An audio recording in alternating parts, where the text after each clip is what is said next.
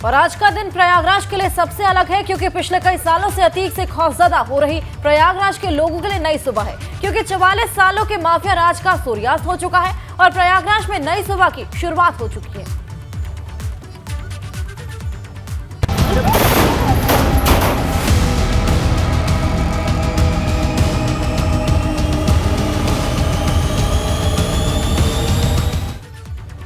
आज का दिन प्रयागराज के लिए सबसे अलग है क्योंकि पिछले कई सालों से अतीक से खौफजदा जी रहे प्रयागराज के लिए लोगों के लिए आज नई सुबह है।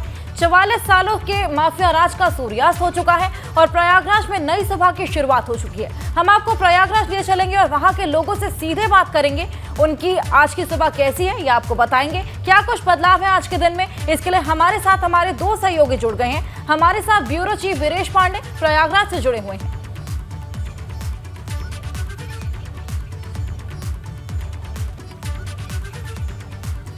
वीरेश जी, आप हमारे साथ जुड़ चुके हैं प्रयागराज से। क्या स्थिति वहां पर बनी हुई है, कैसी सुबह देखने को मिल रही है आज?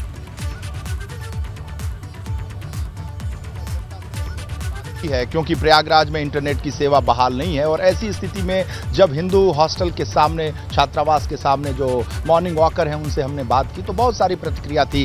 प्रतिक्रिया ये थी कि जो घटना स्थल है जहां अतीक और अशरफ की हत्या की गई उस पर भी सवाल खड़े किए गए कि आखिर ये जो तरीका है वो ठीक नहीं है। लेकिन कुछ का कहना है कि अपराधी था तो अपराधियों का अंत अपराधी ही करते हैं और गोली का अंत गोली ही करती है और बंदूक का अंत बंदूक ही करती है। बहुत सारी थियोरी है, बहुत सारे लोगों का कहना कि वो कोई साधु संत सन्यासी फकीर या महात्मा नहीं था, बल्कि वो एक अपराधी था। अपराधी था तो उसके साथ उसके किए की सजा हुई। 44 साल से उसने जो किया इस धरती पर और लोगों को सताया, लोगों को जिस तरीके से परेशान किया, ज़मीनें कब्जा की, जिस तरीके से लोगों को गोलियां मारी, जिस तरीके से उमेश पाल, राजू पाल की हत्या की, ऐसे बहुत सारे लोग हैं। सैकड़ों ऐसे उदाहरण हैं। चूँकि बहुत सारी केसेस हुई, बहुत सारे केसेस नहीं हुए, बहुत सारे लोग सामने आए, बहुत सारे गवाह सामने आए, बहुत सारे गवाह सामने नहीं आए, बहुत सारे जिनके ज़मीन कब्जा हुए वो सामने नहीं आए। ऐसे अनगिनत लोग हैं जिनकी ज़मीनों पर कब्जा किया गया, जिनको सताया गया।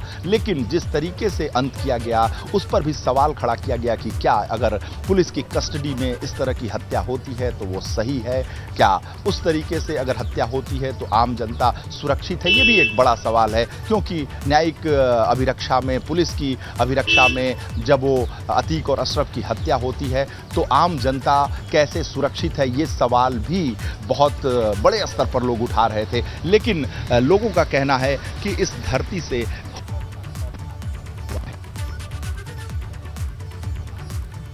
सारी प्रतिक्रिया है। लेकिन अगर हम बात करें अतीक अहमद के जो मूल गढ़ है चकिया में, तो ज़्यादातर उससे सिंपैथी रखने वालों की संख्या भी है और उसकी संख्या भी बहुत बड़ी है, बहुत बड़ी तादाद है। लोगों का कहना है कि वो रॉबिन हुड है, वो माफिया था लेकिन आम जनता के लिए माफिया नहीं था। वो गरीबों की मदद करता था, गरीबों का मसीहा था।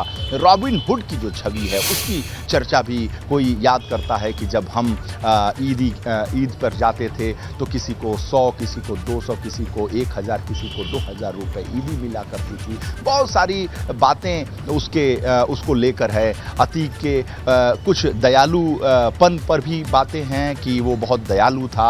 लोग कहते हैं कि वो गरीबों को नहीं सताता था। बहुत जो उसके गढ़ की अगर हम बात करें चकिया के इलाके में, लेकिन अक्सर ऐसा होता है कि जो रॉबिन हुड छवि के माफिया होते हैं, बदमाश होते हैं, जो दबंग होते हैं, वो अपने इलाके में इस तरह की दबंगई नहीं करते हैं। उनके साथ उनका ताल्लुक अच्छा होता है, उनके साथ उनका व्यवहार बहुत अच्छा होता है, उनके साथ उनका रास्ता बहुत अच्छा होता है। उनकी लोगों की मदद करते हैं। वो अगर दूसरे जगहों पर, दूसरे प्रदेशों में, देश के कोने कोने से वो लूटपाट करें, आतंक फैलाएं, लेकिन वो अपने लोगों के बीच में, अपने गांव, अपने मोहल्ले के बीच में उसे ज़्यादा से ज़्यादा खर्च करने की कोशिश करते हैं। उनके हॉस्पिटल्स, उनकी दवा, उनके इलाज, उनके शादी ब्याह, मरने जीने में वो उठते बैठते हैं, जाते हैं, आर्थिक रूप से मदद करते हैं, क्योंकि अर्थतंत्र उनका बड़ा होता है।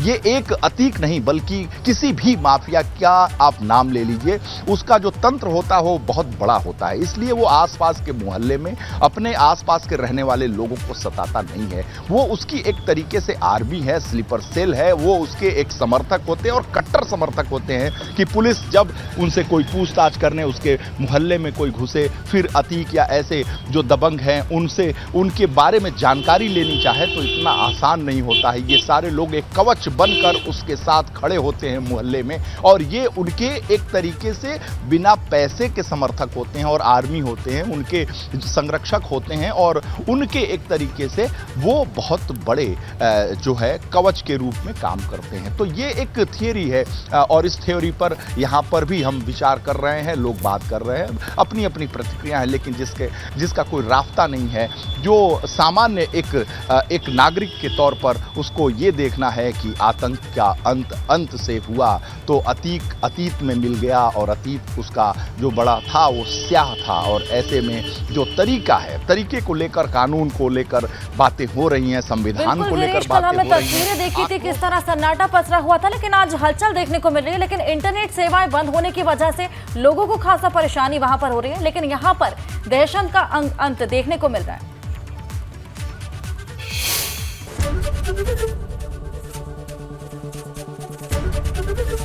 एबीपी गंगा, खबर आपकी, जुबान आपकी।